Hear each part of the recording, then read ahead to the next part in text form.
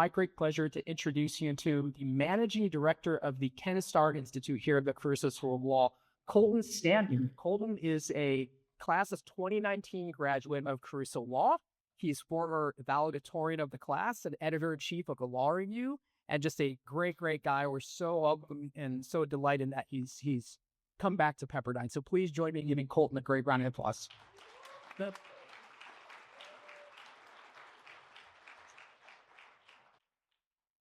We're in for a treat today, and I'm so glad you're all here. But for you to fully appreciate what's about to happen, I just want to give a moment of institutional background. When Ken Starr came and became dean of the law school, he had a vision of building on the legacy of those who had gone before and promoting the academic rigor as well as the prestige of the law school. And one of the vehicles that he built, along with his wife, Alice, who's with us today, to do that is the William French Smith Lecture Series. Now, in this lecture series for the past about 20 years, we've brought in the highest level of jurists in the land, practitioners and academics, to come and have a discussion that promotes our community and also shows off what an amazing law school we have and what amazing students we have. So if you would just join me in thanking Ken for his legacy.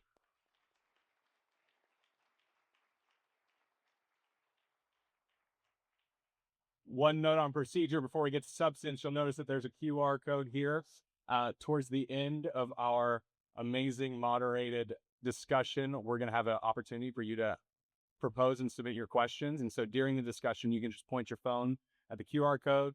You'll be sent to a link through which you can submit questions. Now, I'm going to get out of the way. I want to introduce someone that you already know and love, a University of Virginia School of Law and valedictorian graduate. Professor Joel Johnson is a criminal law and procedure expert, as well as statutory interpretation and constitutional law. His scholarship has been published in major publications and has been cited by numerous Supreme Courts. He's also, as many of you know, an amazing professor, having won an award in teaching in his very first year on the faculty. And that's no small feat, especially among our faculty. And so I want to, before that, though, he was a lawyer in the criminal appellate section of the Department of Justice, and perhaps most relevant today, an appellate specialist at one of the premier private practices in the country. And so without further ado, welcome, Professor Johnson.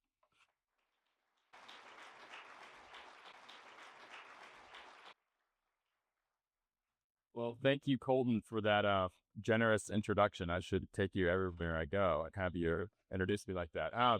It's my honor, though, to introduce this morning's special guest, a lawyer that's known throughout the country by his first name alone, and who's been part of some of the major legal debates of our time, and that's Kannon Shanmugam. Kannon is widely recognized as one of the very best appellate advocates in the profession. He's currently at 39. That's his number of Supreme Court arguments. And that's an astonishing number for any lawyer, but especially a lawyer that's very much still in the prime of his career. Among those arguments are some cases that you've probably read, or maybe for one else will read in law school. Cases like Sela Law against CFPB. It's a blockbuster separation of powers decision. And Maryland against King, a Fourth Amendment case I'll be teaching in just a few weeks in criminal procedure. The Kannon's work at the Supreme Court is just the tip of the iceberg. He has argued hundreds of cases in the federal courts of appeals, state Supreme Courts, and federal district courts. He's the lawyer that clients bet the company on, and the one that criminal defendants want in their corner on appeals. To watch Kannon in action is to admire his ability. One longtime Supreme Court reporter said this, that Kannon has, quote, perhaps the most eloquent and elegant manner that I've ever seen in my 40 years covering the Supreme Court, projecting calm, confidence, and authority from the moment he takes the lectern. Others have called him unflappable in the face of tough questioning. I think that's a perfect one-word description. Kannon is also a leader. Ted Weiss is followed. He serves as chair of the Supreme Court in appellate practice and co-chair of the Litigation Department. And just this year, he was elected to the Harvard Corporation.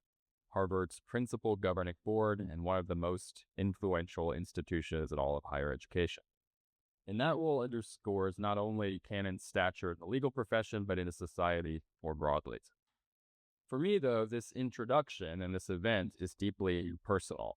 Before I became a law professor, I was fortunate to work with Kannon as a young appellate litigator at two different firms, including Paul Weiss.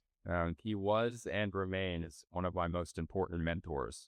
I learned much of what I know about appellate practice and the law from Kannon, and I've gone to him for guidance at every stage of my professional career.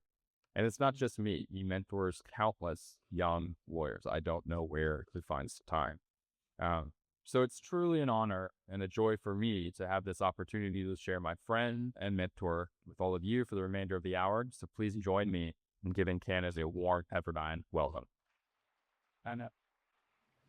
Okay. And so since this, as Colleen said, since this event is sponsored in part by the French lecture series, but also the Ken Starr Institute, I think a natural place to begin this conversation is with a question about Ken. That's because he not only is very influential in the history of his law school, as Colleen mentioned, but he was also very influential in your professional life. So I'd like to invite you to take a few moments to share some thoughts on your relationship with Ken and maybe the way he shaped as a lawyer. Well, I'm glad to do that, but let me say first how wonderful it is to be here at the Pepperdine Caruso School of Law. Thank you to Dean Karen, to Trey, to you for inviting me here. It is a special honor to be here with Alice Starr, Ken's wife, and to be here with all of you, the students. Coming out here, I was really reflecting first and foremost on what an important mentor Ken was to me. And I guess if I'm your mentor, Joel, he's your grand mentor. I've been fortunate in my career to have a lot of great mentors. I think about Ken, Justice Scalia, and Judge Ludick, for whom I clerked, Ted Olson, who was the Solicitor General of the United States, who hired me into the SG's office. But I think Ken really stands first and foremost among that incredible group of mentors. If he was not just a great professional mentor, he was a great personal mentor as well, a person of great faith and above all, great integrity. And when I think about the lessons that I learned from Ken, I would really highlight two things. First, Ken's civility. And by that, I mean not just his civility in the courtroom, the civility towards lawyers whom he encountered, but really civility towards every single person who can be touched. I came to work with Ken at my first law firm, Kirkland & Ellis, where I was a baby associate. I worked with Ken for many years in the appellate practice there. And I worked with Ken at a time right after he had been independent counsel investigating President Clinton. And I think in particular for the young lawyers here who will have no memory of that time at all, it's difficult to overstate how high profile and how contentious that was. And I think when I worked with Ken first, he was probably the second most famous person in America, along with President Clinton, the person who he investigated. And to be with Ken at that time was to get a sense of that. I can vividly remember Ken and I were on a business trip right after we started working together, and we were, as any practicing lawyer will eventually do, spending some time together at O'Hare Airport. I remember we were sitting in the Chili's at O'Hare Airport, which again, any practicing lawyer will spend time at some point in their careers. And Ken was, a really famous person. And so we were just sitting there having our burgers, and people would come up to us and they would meet people who wanted to thank Ken for his service to the country. There were people who clearly had a little bit of a bone to pick with Ken because Ken came in for so much, and in my view, unfair criticism in the way you're having been independent counsel. And the thing that struck me was Ken was nice to everyone and had time for everyone. And Ken was someone who was genuinely curious about strangers whom he would meet. Often with politicians, you encounter this kind of fake curiosity. With Ken, it was very real. He wanted to know about people, their lives, their families, he would have been a fantastic politician for that reason. But in Ken's case, it was a genuine empathy, and that has really struck with me. The other thing about Ken that has really stuck with me is I remember when we were at Pepperdine, I had just come off the Supreme Court clerkship. I had, graduated from Harvard Law School. I think I thought very highly of myself as a young lawyer. And Ken came into my office one day, and he shut the door and he said, when I came out of school, I didn't have the fancy Ivy League credentials. And I realized very quickly that I was going to be competing with people who went to the Harvards and Yales of the world. And what I realized was that the only way I was going to be able to compete with those people was by outworking them. And I realized that I would just have to work very hard in order to establish a reputation. And I think he was saying that to me for a reason. He was saying, look, you have these glittering credentials that got you here, but now if you're going to excel, you've got to outwork everybody. And that is a lesson that has really stuck with me to this day, and the importance of, maintaining that work ethic, treating every case like it's your first, and not taking anything for granted. Like I'll say, personally, I've heard you say the same words, because you should have had. So clearly he shaped the way you think about practice and the way you mentor.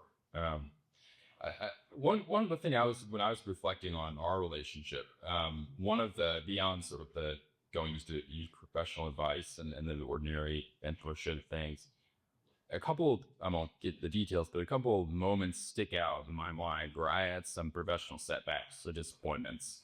And you offered very good advice at both those times. And one thing I've ever asked you though is how would you handle professional setbacks or disappointments in your career? And any word advice do you have for just a lot of 1Ls in here who will get grades soon in just a few months, ghosted, then will not be happy with their rates? What advices do you have for starting to handle setbacks and disappointments? No matter how successful a lawyer may seem, they have unquestionably had professional setbacks. And I'll give a very specific example. When I was working with Ken, I think this was probably in 2003 or so, I applied for a job in the White House counsel's office, and I didn't get the job. And I was crushed. It was really the first time I had applied for a job and hadn't gotten it. And I thought my career was basically over. And I remember that time, it was right around the time that Ken got the job here to be dean of the law school. And so he was going to be leaving at least the full-time practice of law. And I was sitting there as an associate of the fund thinking, gosh, what am I going to do? My mentor is leaving. I got, rejected for this job. And it was a very disappointing time for me. And I remember actually talking to Justice Scalia at the time and saying, boy, I'm not certain what's going to happen. And Justice Scalia said to me one of his favorite phrases, as it turns out, which is that when one door closes, another door opens. And sure enough, that's exactly what happened to me. I got the chance quite out of the blue to go into the Solicitor General's office in 2004. I applied for that job, and I was really quite lucky. It was really divine providence. I never would have been hired into that job, but for the fact that in the summer of 2004, they had an unexpected number of vacancies in the office. I was fortunate enough to come onto the radar screen at Ted Olson, the then Solicitor General, and I got the opportunity to go into that office, and that is sort of my lucky break professionally. I think you have to realize that a legal career is a long one, and it's really all about how you respond to adversity. And over the course of my career, there have been various points at which there have been opportunities that I haven't gotten, and then great opportunities that I have tried to take full advantage of. And I think the most important thing about setbacks is you take the setback, you realize that it's a disappointment, you kind of process that, and then you're always moving forward. I think key quality in a legal career is to be a shark, and sharks don't swim backwards, they always swim forwards. And so you've got to just sort of get past the fact that you might not have gotten the fish you were trying to get and look for the next fish. And that's great advice. You mentioned the SG's office. That is, of course, we started our review cases before this Supreme Court. So I'd like to talk a little bit about the advocacy side of things. I mentioned in the intro that multiple people actually describe the U.S. unflappable on that word. I think there's a lot of one else in the room who have their arguments and straight. For many of you, we get first time in the legal context arguing at they feel very flappable. So my question for you is, think way out when we started this. How did you deal with nerves and flappability? Oh, I was very flappable when I started doing this. I didn't really come from a background of public speaking or advocacy. You know, for a lot of Supreme Court lawyers in my generation, they were debaters, they had training in public speaking. I didn't have any of that. And what is more, when I was hired into the SG's office, I was relatively young. I think I was 32 when I did my first Supreme Court argument. I had only done one argument at court before my first Supreme Court argument. And so, sure, I was nervous. I was completely nervous. I remember I was sitting at counsel table with Michael Dreeben, who was the deputy in the SG's office, who was supervising me. And he must have seen the look on my face. He took one look at me and he said, "Kannon, if you're going to throw up, don't throw up on me, throw up on opposing counsel." Which I think is great advice. If you're going to throw up on someone, throw up on the other side. And I barely remember that argument because I was just trying to get through it without throwing up on somebody. And what was funny about that was I then had another argument the next year, and I felt a little less nervous. And then, I had my third argument, and I felt a little less nervous. And I think it's as with all things in life, the more often you do something, the less stressful it is. People ask me now, do you get stressed before an argument? And truly, the honest answer is no. The adrenaline is definitely pumping, but it isn't nervousness so much as it is just the kind of the excitement, the exhilaration of being in court, which I think any litigator who does this, you have to have that excitement and exhilaration, or else you're in the wrong line of work. And so what I would say to all of you is it's perfectly natural and human to be nervous as you're doing report, as you're doing these things for the first time. That really does get better the more often you do it. And I think a large part of that is just realizing that, when you're doing an oral argument, it isn't really as if people are just looking at you and watching how you perform. You're performing a role in a very important function of our court system, which is helping judges, justices to decide very difficult legal issues. I think you realize that your role is that modest one. It's to help courts decide cases. It actually helps to take a lot of the pressure off. Then you're thinking about that, with that role in mind, how then do you, that's sort of on a nuts and bolts level, actually prepare the argument? What's your routine? Well, I think one thing I've come to realize now that I've been doing it for a little while is that, your role is to help the judges decide the case. And of course, first and foremost, you're an advocate for your client. You're trying to get them to decide the case in a particular way. But the way that I've really thought about it is that your role is to help them see why your client is correct and to allay any concerns that the judges might have about ruling in your favor. And so as I think about preparing, what I'm really thinking about are, what are the questions I would have if I were a judge about our position? And how can I best answer those questions and allay concerns? And so the more I've done this, the more I've really focused around that. I focused around, what are the 10 or 15 or 20 hardest questions for our side?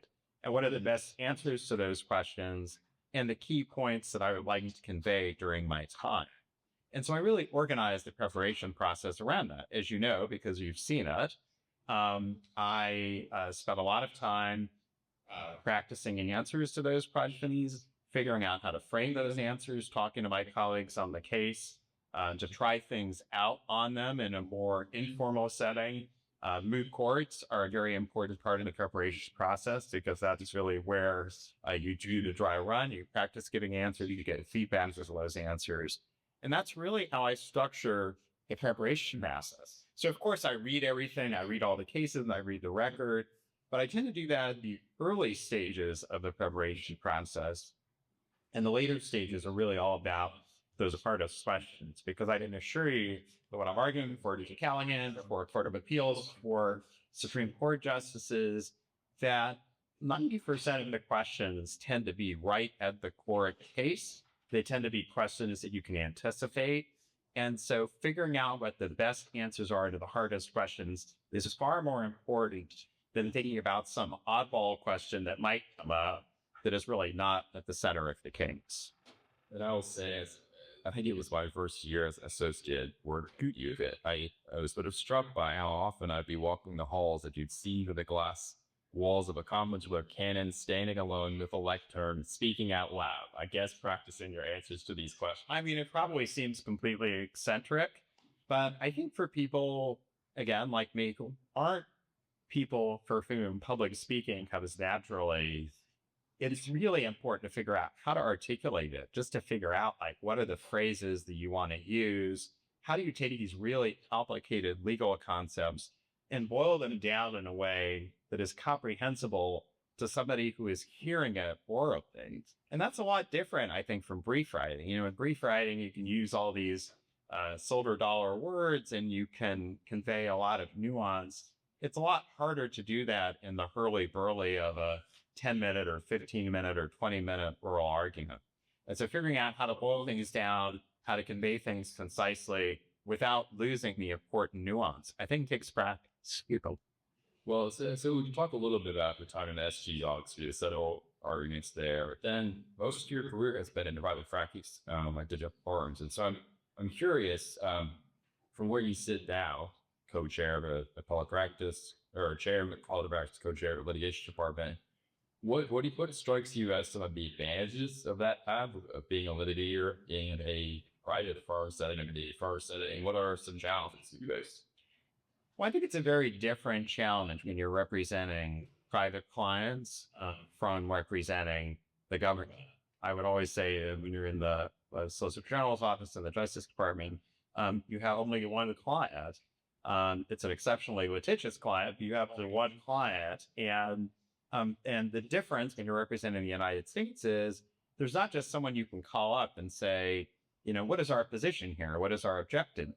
Part of being a government lawyer is helping to figure that out. It's helping to think through, you know, what should the position of the United States be?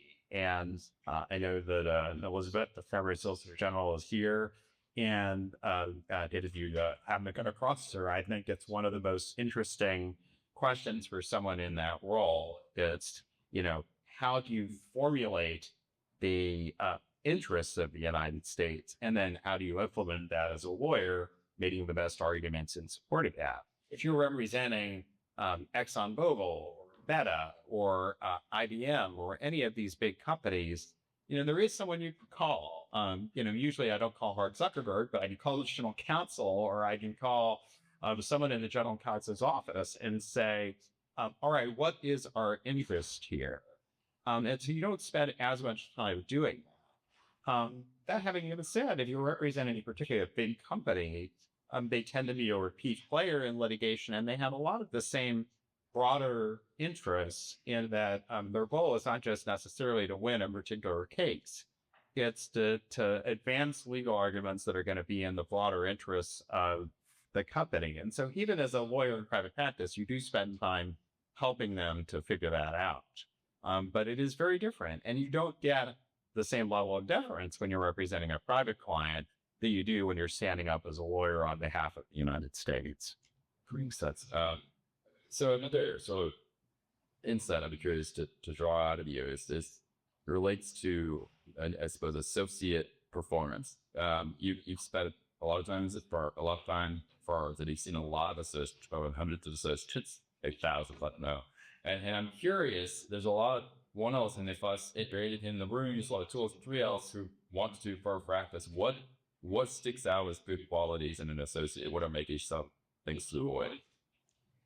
This is going to sound like an unusual thing to say, but I think what distinguishes the very best associates, and you were one of them because you had this quality, Joel, is curiosity about the law and the case, and a real desire to kind of understand the bigger picture. I think when you start out as an associate, you're inevitably going to be given relatively discrete, narrow tasks. But I would say that the very best associates are the ones who have the enthusiasm and interest to understand, like, why are we doing this? How does this task fit into the broader case?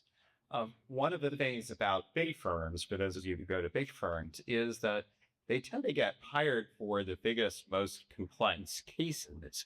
And so there are often a lot of moving pieces.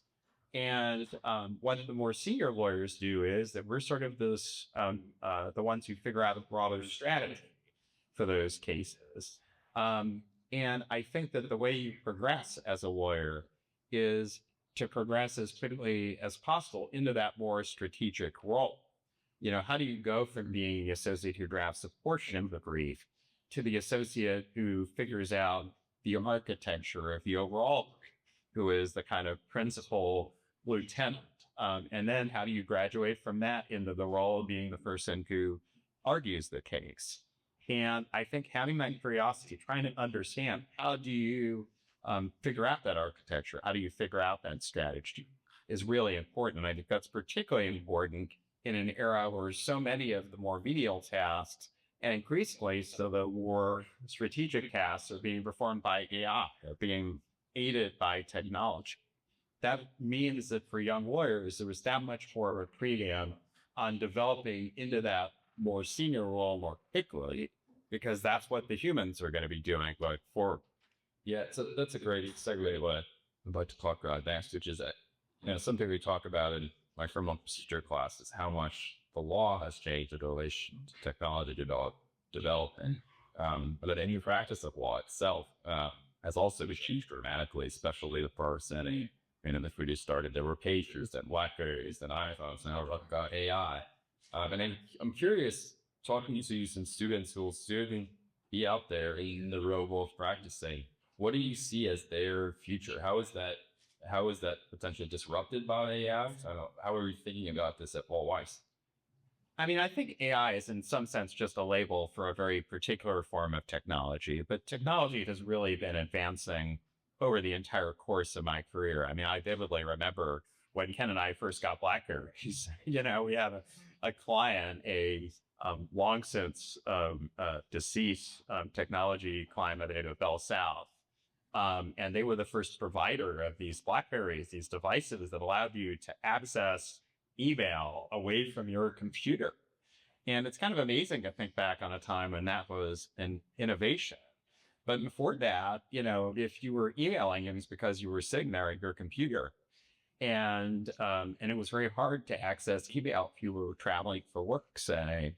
And that was a technological innovation. You know, obviously, we've seen the development of these incredibly advanced research tools. But when I started as an associate, that was in the early days of Westlaw and Lexis. And frankly, a lot of lawyers would still go to the law firm's library and access the old-fashioned books and read cases that way.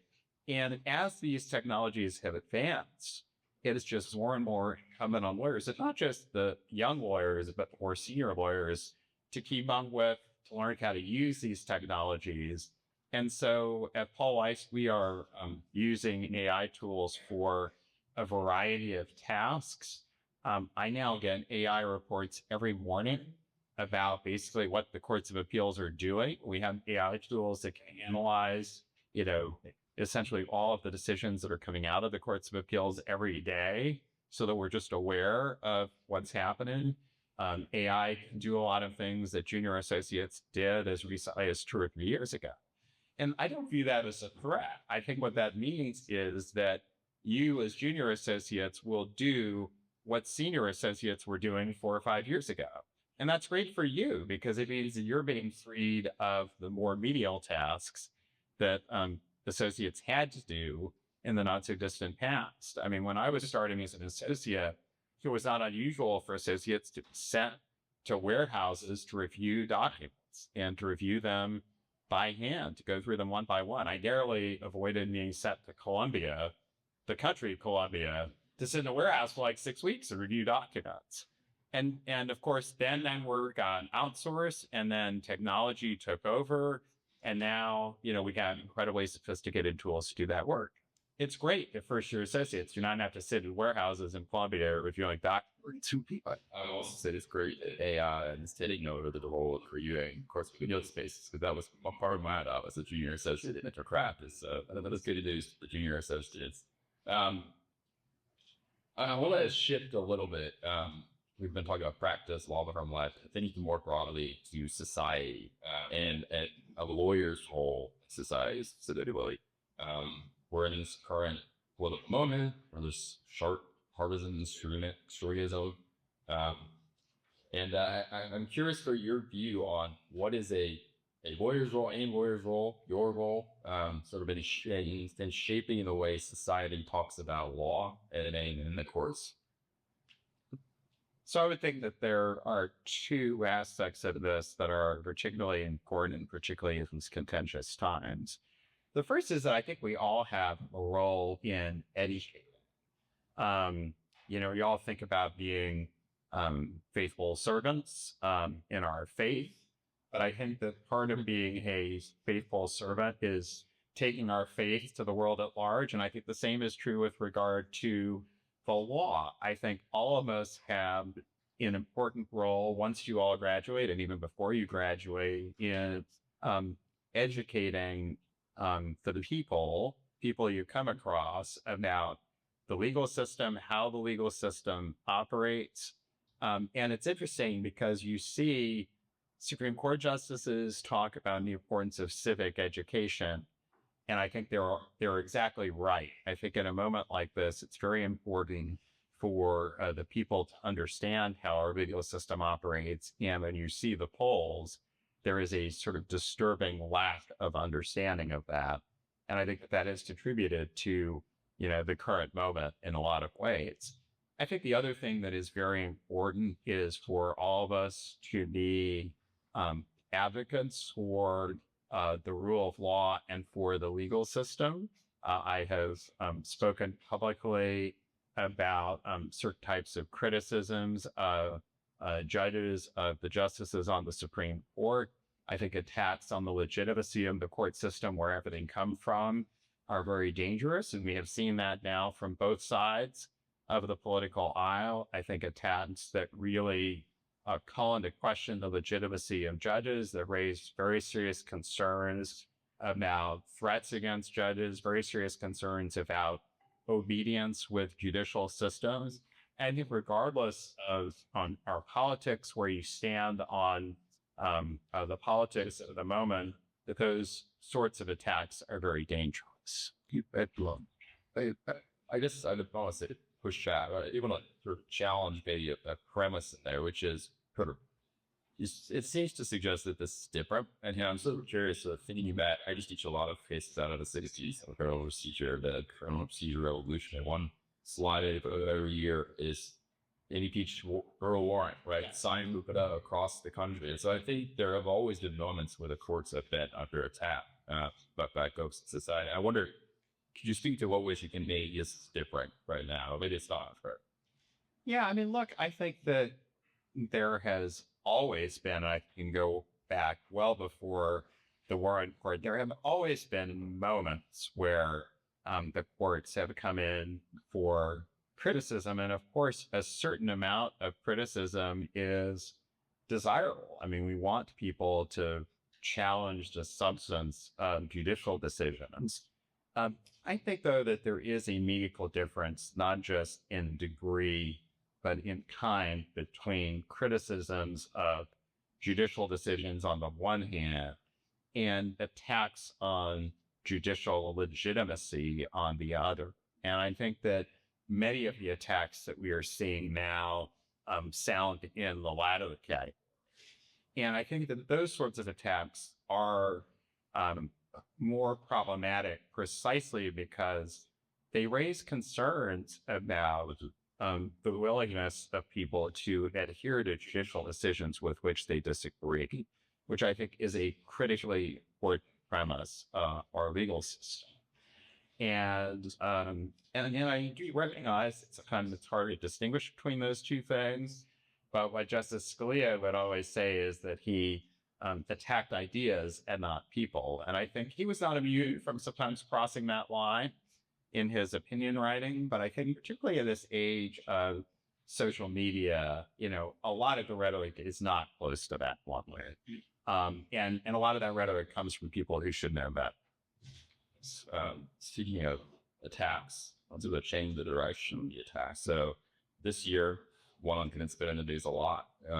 Many executive orders, other executive action that targets particular firms or institutions, different law firms, Yale firm, Bible firm, and also many prominent universities, Harvard.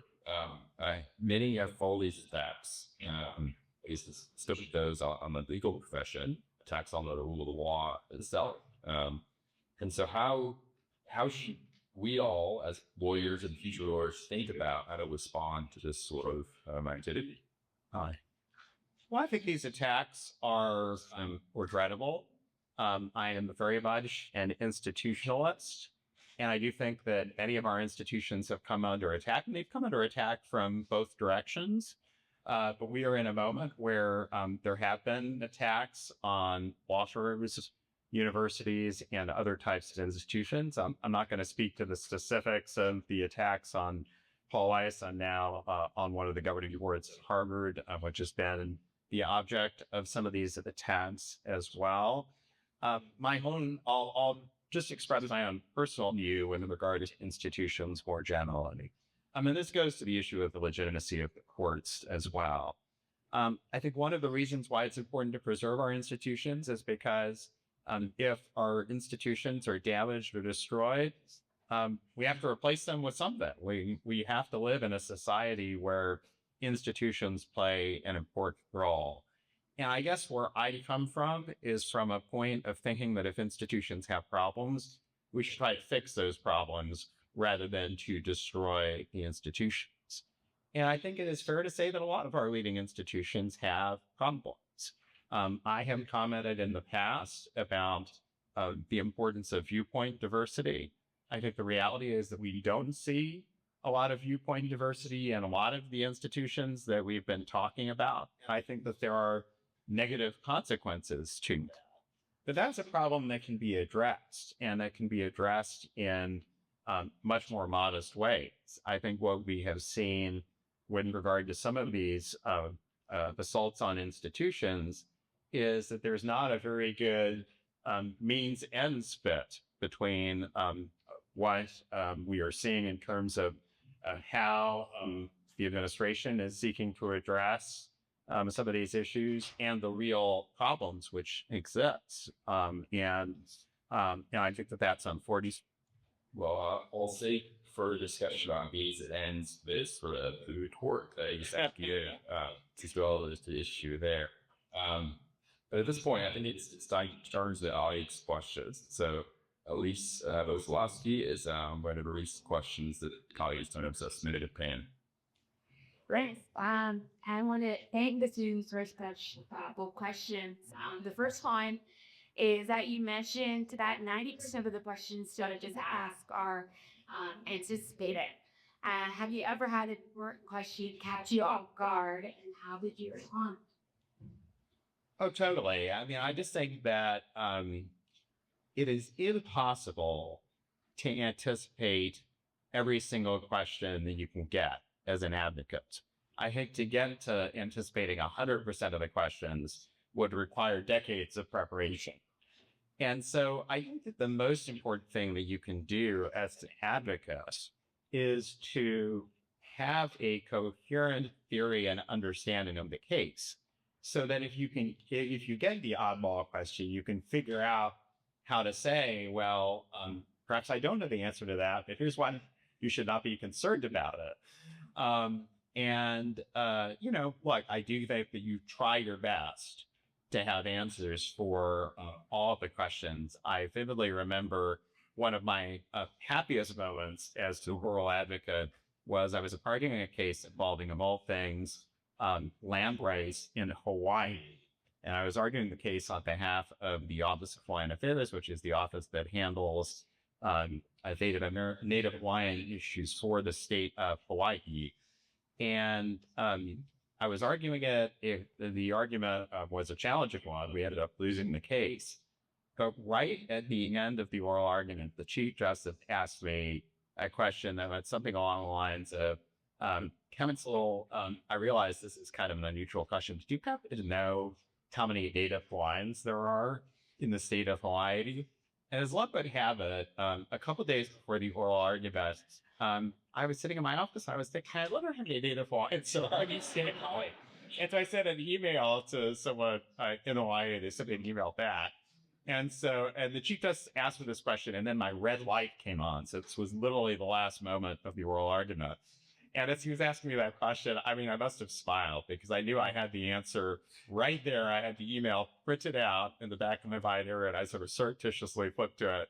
And I said, Mr. Chief Justice, there are X number of Native Hawaiians. And then I sat down, and I was really happy about it. But I lost the case, not nothing. So it didn't even... This is an advocate. I had a great deal of joy about that. But, you have to realize it's really okay not to know the answer to everything. But it is important, if you don't know the answer, to be able to say, here's why this doesn't matter. And another question I have is, what has been your favorite case to work on and why? I don't have any favorite case because my cases are like my kids. I wasn't all equal. But, I will say that I think if you're a nerd about the law, and I think I probably am not going to be able to deny having certain nerdy tendencies, it's actually the really obscure cases that are often the most fun. And I've had quite a few of them over the years. The cases that you would never read about in the newspapers. I had this fascinating statutory interpretation argument early in my career, a case called Ali versus Federal Bureau of Prisons that involved, I think, literally $150, but it was a Supreme Court case and it involved the interpretation of one of the exceptions in the Federal Tort Claims Act. And it was just like this incredibly rich, complicated statutory interpretation case. We ended up winning 5-4 with a very unusual lineup of justices. And that was just like a complete feast of a case to get to work on. But the high-profile cases in the Supreme Court are fun because I think you appreciate the stakes and how important they are. I think whenever you're arguing a constitutional case in the Supreme Court, you have to have a moment of pinching yourself and gee, this is a case that's going to decide what the Constitution means. And that's kind of cool. That was true of Sailor Law, the case on the president's removal power, just a case on against Abby Japanese guns coming here as we're turns to this area of the law. Barrow versus King was a really great case to remember. There was a moment during the oral argument when Justice Alito was asking me a question and he stopped and he said, and by the way, I think this is the most important criminal procedure case that the court has decided in a generation. And when you have moments like that as an advocate, you're saying, gee, it's just really cool to be a part of this, to be a part of the process by which the Supreme Court decides these issues. So, and that's not a very good answer because I've named about 8 different cases, but I think it's because, I'm very fortunate to work in this line of work where, the cases we tend to work on are interesting or important for some reason or another. And that's what makes it so much fun. Okay. Another one I have is, in the cases you argue in front of the Supreme Court often not only have to do with the case itself, but broader and very important questions of law. How do you mentally put your personal beliefs aside to advocate for potential changes in the law that you may not fully support? It's a great question. And actually a really important question, regardless of whether one day you're going to be arguing cases in the Supreme Court, when you're going to be handling cases in any court. And that is the simple, it comes back to a very simple premise of our legal system, which is that, the role of a lawyer is not to advocate things with which you personally agree. It is to advocate to the best of your abilities on behalf of a client to help courts in the legal system resolve disputes and decide what and interpret the law. And I think that often requires you to put aside personal beliefs in one way or another. It may be that you're advocating for a cause that you would not personally support. It may be that you're advocating for a legal position that if you were a judge, you might not vote to accept.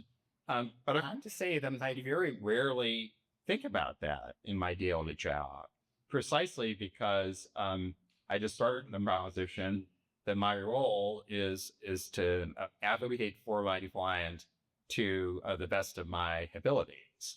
And to be sure, you certainly think about the position you're advocating for. I think there might be circumstances where it would be very hard for me to represent a client because I find their position to be so direct-enough. And look, if you do any level of criminal defense work, you will often advocate for clients who might be guilty. You might suspect that they're guilty. They may be accused of doing really heinous things. That sometimes happens even in civil cases. And again, when you think about the really hard case, let's get out, if you represent a terrorist or a Nazi war criminal, I suspect there might be cases that would be very hard for me to take on. But I try very hard to keep that category as limited as possible. Because I think that it is so important that even, the unpopular client, the client who's accused of doing really bad things, gets the very best representation. And I can find that difficult by the time I stand up at the podium, as Joel can attest because he's seen me in this mode. I think by the time I get to the podium, I'm quite convinced that we should win this, even if we end up getting 0 votes.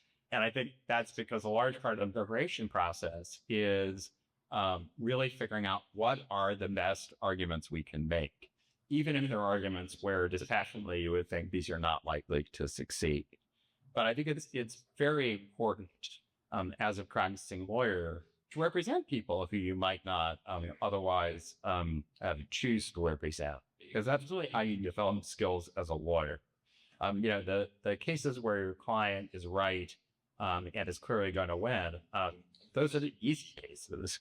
And as you progress in a legal career, you don't usually get hired for easy cases. I sometimes tell clients, like, this is so straightforward, and you should find someone cheaper to do this. And I think as you progress in the career, you're going to get hired to do things that are hard. We have time for maybe 1 or 2 more. This short. Okay. What do you think about the Supreme Court's usage of the emergency docket? Oh gosh, we really don't have enough time for that. One of the biggest changes over the course of my career has been the rise of the so-called emergency docket. It's such a relatively recent phenomenon that no one really knows what to call it. I think actually the most accurate way to describe it is describe it as the motions docket. It's typically when the parties are coming to the Supreme Court seeking some form of injunctive relief, a stay, an injunction, and the like. And it's taken on a lot of significance because we have seen over the last, really 10 years or so, presidents increasingly acting through executive orders or other forms of unilateral action. Those are immediately challenged in court. Parties seek injunctions against those policies. And when they get those injunctions, it places pressure on administrations to take those issues up to the Supreme Court, and then it puts a lot of pressure on the Supreme Court to act very quickly and to decide what to do.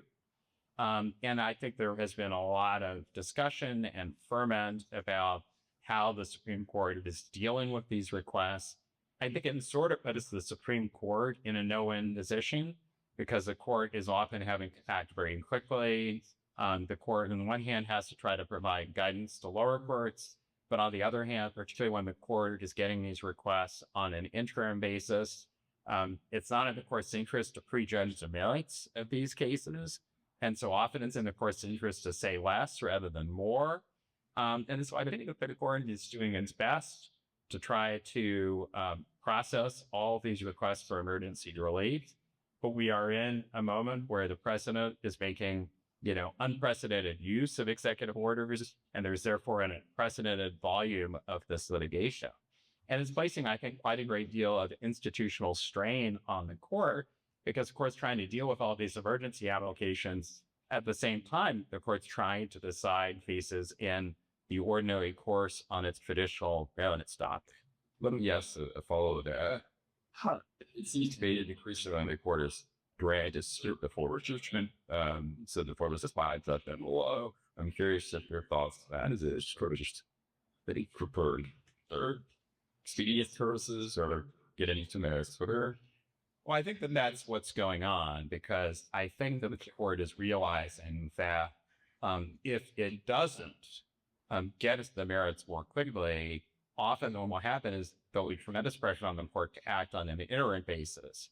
But then it's going to be acting and establishing a status quo for a period that might be a year or two or longer until the issues come back to the court. So one way of kind of reducing the importance of the emergency docket is for the court just to kind of speed ahead to the merits and try to decide the merits as quickly as it can. We have one more question. Yes, do you? So you always aspire to practice the appellate law, and if not, when did you discover that you wanted to? So it was not the plan. In fact, when I went to Kirkland and started working with Dean Starr, I was really experimenting. I thought that I might want to be an appellate lawyer, but I wasn't sure. And I found myself working more and more with Ken and really enjoying the work. I think, quite frankly, a large part of my becoming an appellate lawyer was just that I enjoyed working with Ken. I think if Ken had been a tax lawyer and I'd come across him, I might have become a tax lawyer. But I would really urge all of you as kind of a parting shot today, not to commit yourself too quickly to a particular type of law. Legal careers are long, and you want to be pretty certain that if you're going to devote your career to a particular type of law, whether it's appellate law, tax law, or bankruptcy, or patent law, or mergers and acquisitions, there are so many things you can do with a Pepperdine law degree. Spend some time in the early part of your career engaging in trial and error, because once you commit to a particular area of law, it is kind of like driving a truck into a cul-de-sac. It's a lot harder to back up the truck once you've driven in. And so make sure that you find something that really engages you, that you're passionate about, that you're really going to enjoy, coming to work on a Monday morning and doing. And I feel very blessed to have found in the area of the law that motivates me on those Monday mornings to get out of bed and come to work. A large part of that is getting to work with really talented younger lawyers, like Professor Johnson and you replaced enough to work together. But to find that passion because it will make your life so much more enjoyable. You'll feel so much more fulfilled in your professional life. As my wife always says, I know when you're working with great people because it's when you're at your happiest, when you come home every night. And finding that passion and that area of law that you are motivated by really will determine, your fulfillment, and will also determine your success in the profession. And I feel very fortunate to have done it. Thanks, Shannon. Finally, for we conclude here, right? We have a gift from Pepperdine.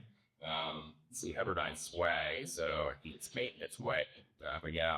And I appreciate that I don't know right now because it took me a long time to fit these objects in that bag. So I was telling you, and there's a Pepperdine show, which hopefully the weather cooperates in you sometime in the next 24 hours. There's also a mug, and we like your Paul Weiss mug, and a Pepperdine mug even bring you into rotation. And then when you go back to the East Coast, and then it's getting colder and colder this fall, and you long for Malibu, we had a quarter sip Pepperdine. honestly short for you. So thank you so much for being here. And we really appreciate this.